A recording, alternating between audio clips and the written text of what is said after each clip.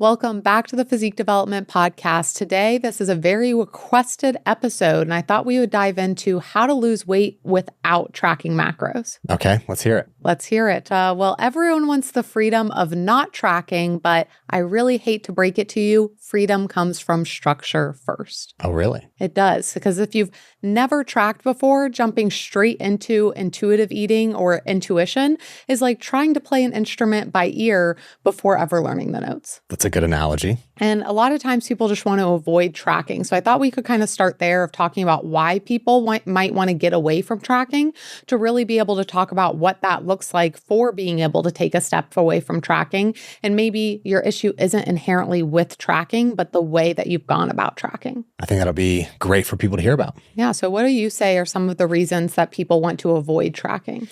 It seems overwhelming. Mm-hmm. That's probably the first one where the opportunity of eating whatever you want and everything being a possibility is too much. And so this is often where they defer to a meal plan, but then in a meal plan structure, now they're confined to only one thing or a few things.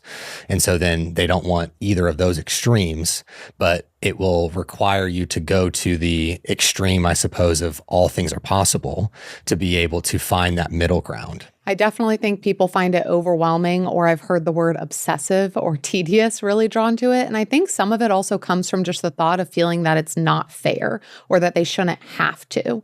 And I know personally, like growing up, I had a lot of friends in my life that could eat whatever they wanted and look great. And that followed me through, middle school, through high school, into college. And I even have people that I know in my life now that don't really exercise, don't really eat well, and they're still able to like look really good. And so I think it feels like, oh, it's not fair. They're able to do it this way. I should be able to do it this way.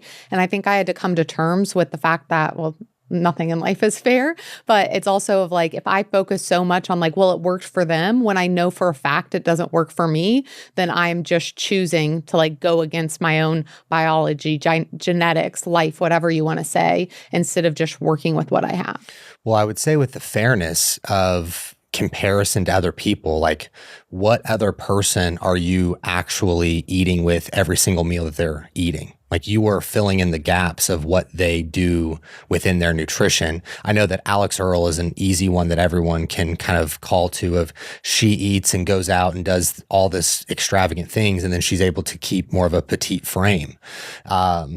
We don't know how much of that food that she necessarily eats or the amount of food that she does eat throughout the entirety of the day, the total amount of her physical activity. You can fill in the gaps and guess from her videos and those things, but at the end of the day, you're not with her on a day-to-day basis.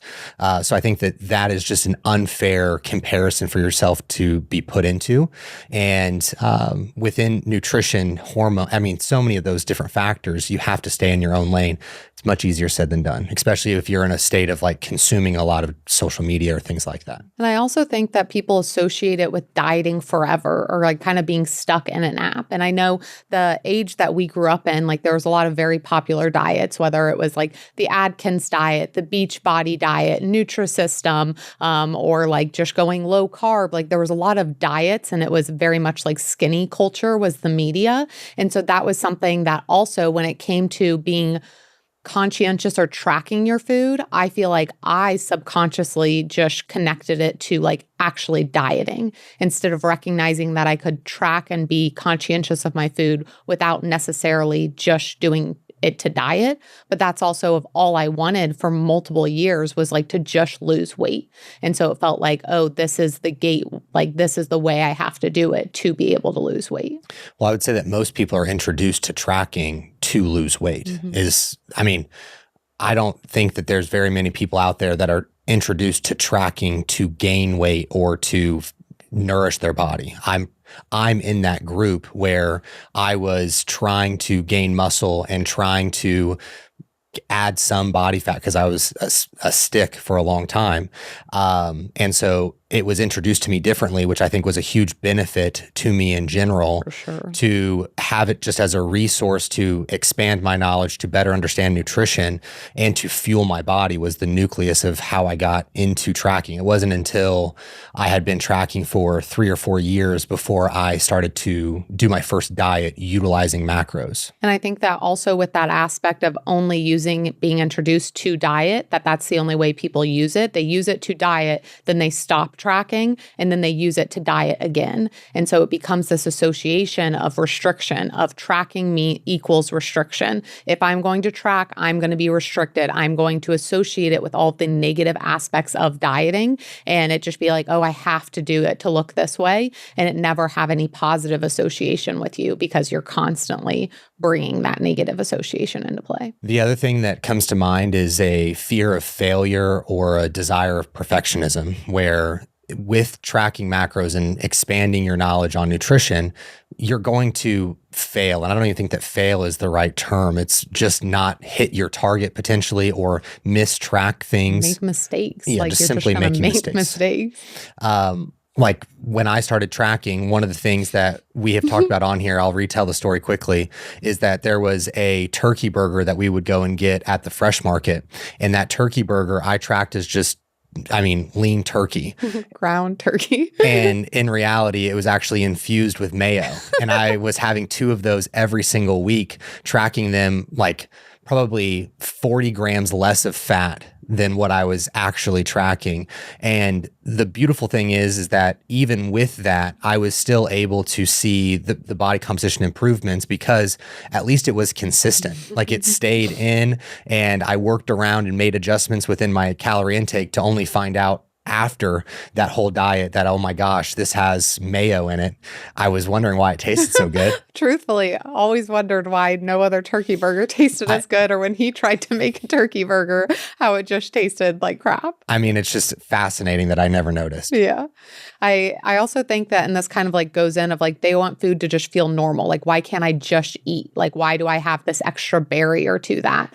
Or also in that same vein of like wanting flexibility and feeling like tracking again is restrictive. I have to just eat like rice, chicken, and broccoli, and that's what it is. And so like going out to eat, traveling, or cooking without weighing everything, like that feels like those things can't coexist. And it's kind of like one or the other. Mm-hmm. Tracking your macros is going to come down to just developing nutritional knowledge that you're able to use for the long haul. So that's, the nucleus of what we're talking about today. Which I think that really does like embody what the problem is because without a baseline understanding of food, intuitive really just means guessing or listening to your body, even when you haven't heard a thing that it said. Because I see like memes and tweets where someone will be like, oh, when people say, listen to your body, like my body just wants to eat Twinkies all day.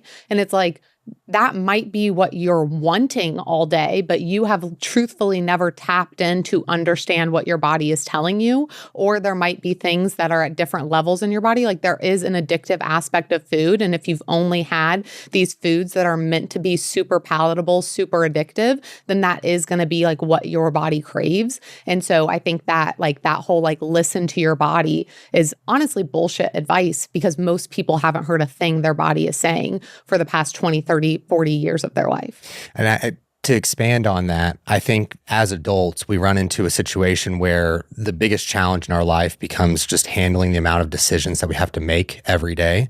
Like, where are your kids going to school? What should you do about that deadline? Or what should you do to relax? And the next thing is like, what should I eat for? And that same phrase, if you are trying to be intuitive or you're not understanding nutrition, what should I eat for breakfast, lunch, dinner, snacks? That's a question that's popping up constantly.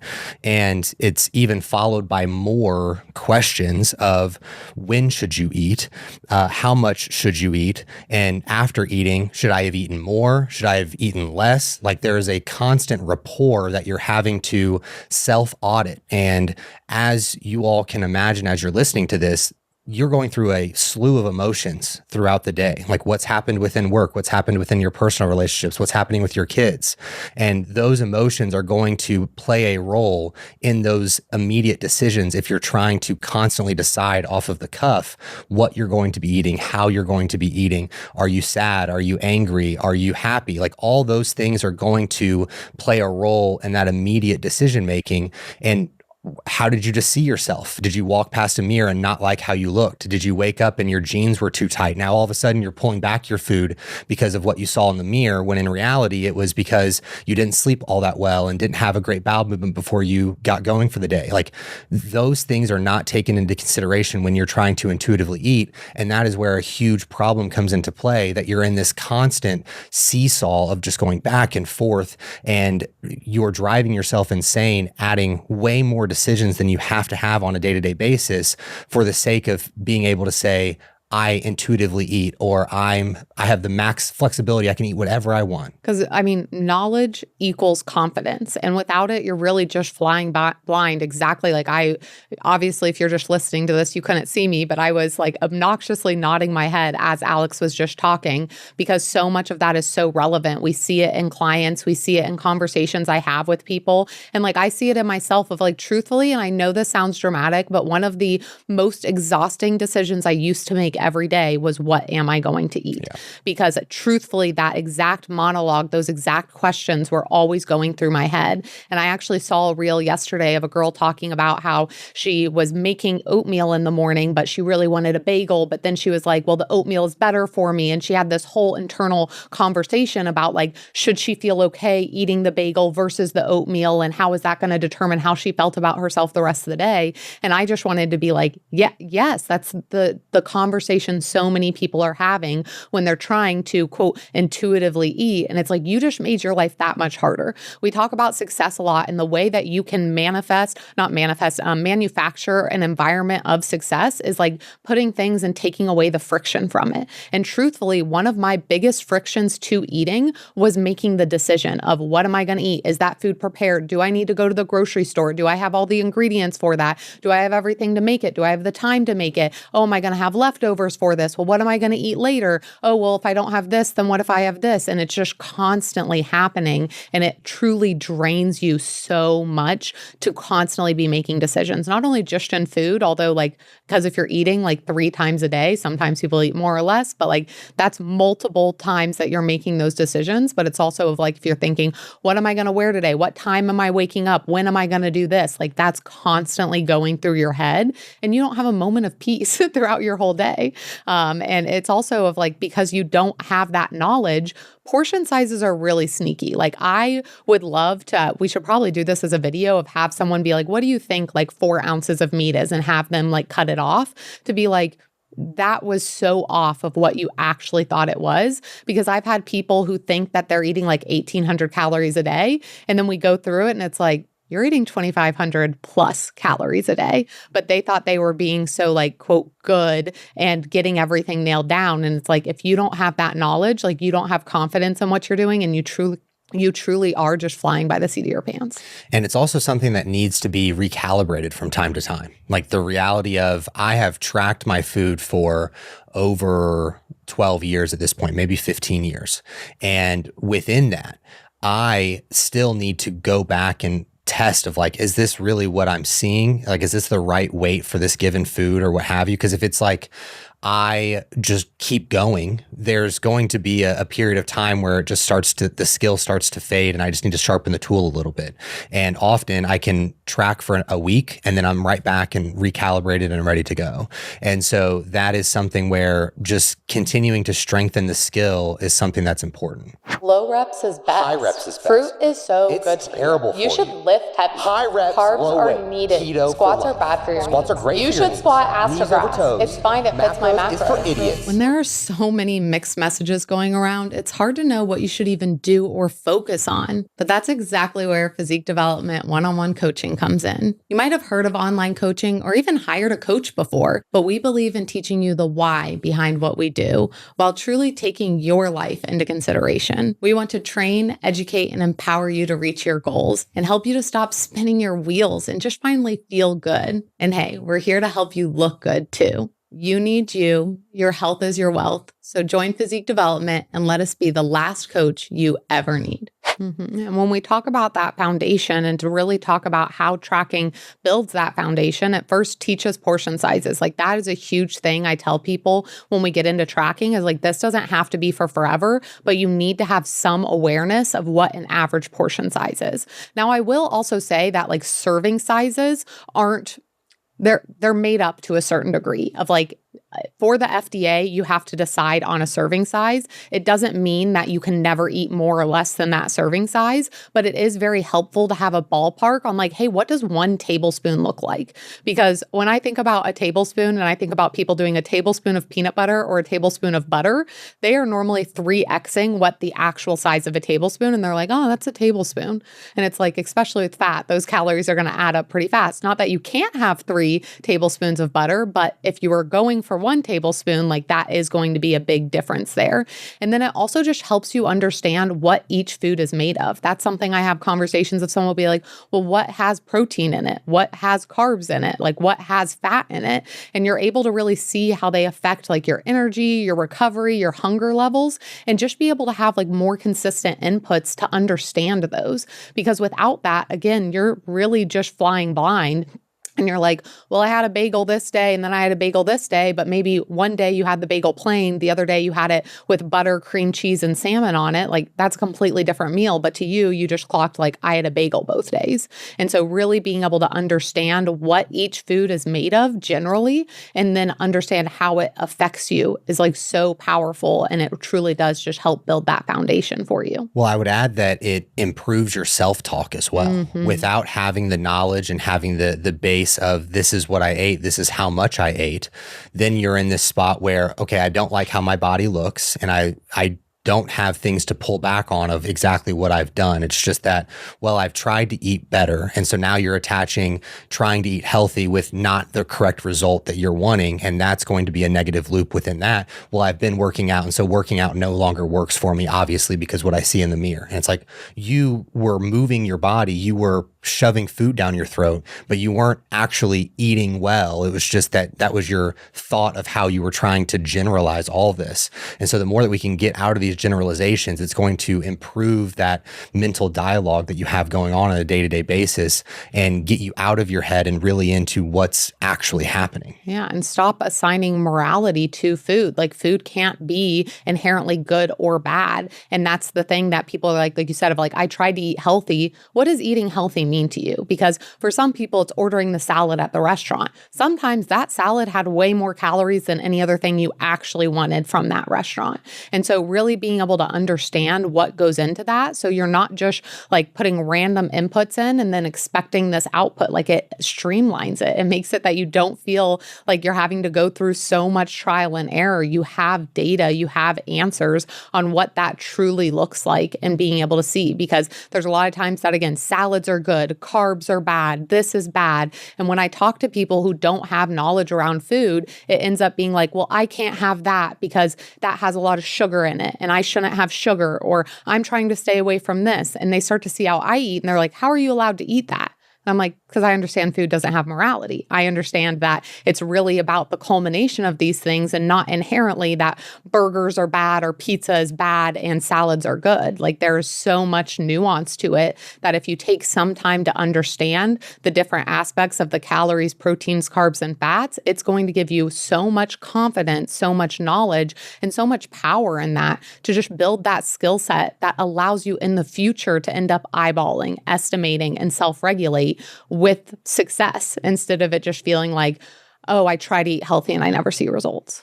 Well, the largest challenge of all of this is that it takes time. It is a daily deposit for a much larger payoff a year down the road, 2 years down the road, that you have to be willing to invest and put that time in. Because if you give it a month, you're going to make some progress. You're going to have a general idea of what you're able to consume and portion sizes and those different factors. And if you give up at that point, you'll have some, but there's not going to be enough for you to really be able to eat intuitively as you desire to. But if you plug away and really deposit those pennies on a day-to-day basis, in 2 years from now, you're going to be able to really manage things on a regular basis be able to go out to dinner, be able to eat with your family, and have a general idea of what you're looking at and how you're taking care of your body without having to put things into an app. And that's always the thing that I kind of come back to of how can you expedite this as best as possible? Because my first thought of expediting that is just being very on point from the jump and just getting the most out of it from day one and having the support from a coach or someone to work alongside in the process. That's probably the fastest route, but it's still not a quote unquote fast route to where the people that you're referring to are looking for, give me the answer right now and make it black and white for me. Because nutrition is not black and white, and it's extremely gray, and there's a lot of caveats or things that are going to come up or differences that you need to be able to be adaptable to. And the only way that you're able to do that is expanding your knowledge and getting the reps in. And there's just no way around that. And that's something that you have to accept, the same way that putting on muscle, because people will resort to steroids or what have you within putting on muscle. And again, they may see immediate results, but the retention of those results is very hard to have. And so it is a repetition-based skill. And I will say to the people who are like, I just want a quick answer and like, this is going to take time to learn. Like, it is going to take time to learn. But I remembered this stat and I had to look it up to double check. Now, this is from an older study, so I don't know if there's newer research. So I just want to go ahead and make that note. But the average woman spends roughly 17 years of her life on diets. And over that time frame, loses an average of 11 pounds over her lifetime. It's tough. So 17 years dieting to lose 11 pounds over her lifetime, which means that you're gaining and losing the same weight, and you might net lose 11 pounds. Where if you truly dedicate a year, 1 year, not 17, 1 year to learning about food, you are going to be literally like miles in front of anyone else. Like 1 year of tracking and learning about food will set you up for so much success. Will you still need time past that to really fine tune it and make sure things are great? Yeah. But truly dedicating a full year to learning about food is going to save you 16 plus years of your life being stuck in this turmoil of gaining and losing the same weight. Well, I would say even more than just the 16 years. I know you're referencing just the diet portion, but in terms of the quality of your life throughout the remainder of your life is what you're looking at. You could look at it as the same investment of tattoos. Like, this is going to be on my body until I die. I'm okay with spending more money on the quality of these tattoos because they're going to be with me for the rest of my life. These are skills that are with you for the rest of your life. And you are making an initial deposit to either have that skill forever or be without it and have to pay it on the back end. So it is an immediate trade-off that if you have people in your life who have passed on, or you have older people in your life who are struggling, you can have an immediate tangible thing of, this is what you're looking down the barrel of. Are you wanting to make the investment now, or are you wanting to be in that situation? Like, you can make the choice to be different, to do something different. You don't have to be making the same decisions that other people have or what you've done in the past. You can wake up tomorrow and be totally different. And this is, in that category. Yeah. And I think about like when people are like, well, wait till you get older and like you're going to feel this certain way. Like, I truthfully believe that I'm not, because like growing up, like 30 felt old. Like when you're a kid, 30 feels old. Whereas like now I feel like I am in like not even the prime of my life. Like, I feel like I haven't reached the prime of my life within what my quality of life can be. But I feel like people just accept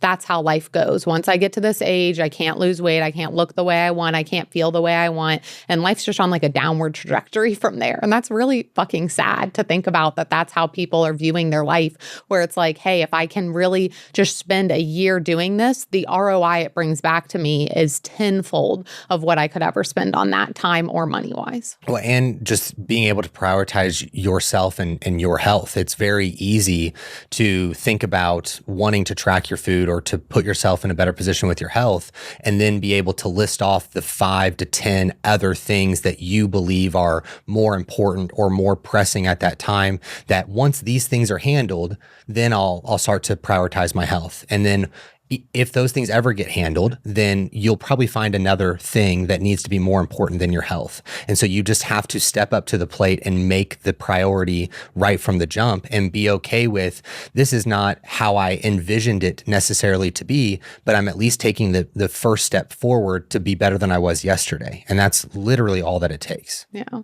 Because like when people do say they want to be intuitive, I do like love to hear that, but I always want to remind them that intuition is built, not gifted. And the goal is to not track for forever. I'm not trying to be 80 years old, like pulling out my food scale in the nursing home. Like that's not what I'm trying to do. The goal is to track long enough to understand and learn the rules of the game so that you can eventually play without the rule book. And it's something where intuition without knowledge is just impulse. So really being able to add that knowledge in, take away the rule book is like what we are trying to do when it comes to being able to really move into that intuitive eating realm. Speaking of rule book, prior to developing your knowledge around football, what was your enjoyment of watching it, 1 to 10? Probably like a 2 or a 3, like meh. As you've built your knowledge, how do you experience? 12. I love football so much. Let's talk about it all the time. Exactly. It is very similar within food. As you build up that knowledge and you have the playbook understanding or the rules, you're able to have much more fun with the overall experience and have an ability to see real change within your body. Yeah. I like that analogy or that comparison there because it truly is like food has become so freeing for me of it. It doesn't feel like I always have to restrict or I always have to say no to things. Like I truthfully have been intuitive eating for the past like 2 or 3 years, been able to maintain my physique and be in a place where it's just like, this feels easy, for lack of a better word, of like food doesn't bring me stress anymore. Food doesn't bring me overwhelm anymore. Like I'm just able to make the decisions because I built the foundation, I built the knowledge. And now it's just like the thing that used to be so daunting, so scary and consume so much of my time and thoughts and everything. It's literally like a blip on a day. I would say the most important part for me is understanding the trade-offs. Like I can make a conscious decision of, is going out to eat with my family something that's worth it to me in this moment, to have more than I would anticipate or outside of my norm of what I would have for dinner, for example, and be able to equate those two things and say, it's worth it for me to do it in this scenario. Or like all the different things that come up of the trade-off of what I would normally have for lunch at home, I'm needing to go out to meet someone for lunch, and this is where we're going. I can get a general idea of being within the same calorie range going to different restaurants of what I would have normally. And that is a product of the knowledge that I've built from tracking my food. Yeah. And when like wrenches are thrown in the plan or things change, like that used to be very stressful for me. But now it's truthfully of like, the other day we were helping out with something, had to eat something different. And it was just like, oh, here's how I can auto adjust for the rest of the day. Like it truthfully wasn't barely even a thought. It was maybe a thought. And then it was like on with it. Exactly. Now, I know this episode and how I introed it was how to lose weight without tracking macros, and we did flip the script a little bit on you, but I really think that it is important for you to understand these different parts of it. So if you do want some general tips or what it looks like without tracking macros, that is something that we actually do with our clients and being able to help them transition to intuitive eating. So I will be recording a Fitbit so you can keep your eyes out on that, on just some of the things that we do within coaching and some things that I think are really important when you have already been tracking of how you can transition to intuitive eating. There we go. And with that being said, I really just think that some really important mindset shifts here. Again, when it comes to that intuition, without that knowledge, it's just going to be impulse. But what we're really looking for is having guidelines around food and not just strict rules of you can do this, but you can't do this. It's being able to have more guidelines about it and understanding like what your routine, your food environment looks like. And the more knowledge you have, the less tracking you need. So if you're in a place where you feel like you don't understand food, you're likely going to need some more metrics that might not be tracking every single metric, every single macro, but you're going to need more metrics to be able to track. The more knowledge you have, the less tracking that you need that. Because like I said, the goal isn't to live inside of an app. The goal is to know food well enough that the app is optional, because tracking is a tool, not a prison that we need to feel that we're so stuck in. And you don't have to choose between tracking forever versus winging it, or tracking forever and never having the body that you want. You can build the knowledge and then decide how much structure you need from there. Macros is also not a diet. I just want to make that abundantly clear. It's just understanding nutrition. Yeah, I'm very glad that you did say that, because it is very easy, because people use it for dieting, that they're like, oh, this is this. But when we talk about diet is just what you eat. Like, you can be on a diet or be dieting, but your diet is just what you eat. It doesn't mean that you have to be in a deficit, or that, again, macros is a type of dieting. It is a way of eating to be able to understand food and to understand how that fits into your lifestyle. Correct. Anything else that you want to say when it comes to tracking macros or people's mindset around it? Our coaches are fantastic at teaching you through the transition process. So if you're wanting to transition from tracking macros and you have that foundation, this is an excellent opportunity for you to make that transition as smooth as possible. And our coaches are also incredible at helping you learn about food. If you are newer to food and you're kind of like, hey, I don't really understand this, and I've been in this place where I've tried to do this intuitive eating, we have coaches specifically that love being able to help you from those beginning stages, build on those habits, and make it that it doesn't feel as restrictive as possible. You might have some strictness, but it's not restrictive. And I think that's an important distinction as well. There we go. All right. We'll catch you in the next one. Thank you guys so much for joining.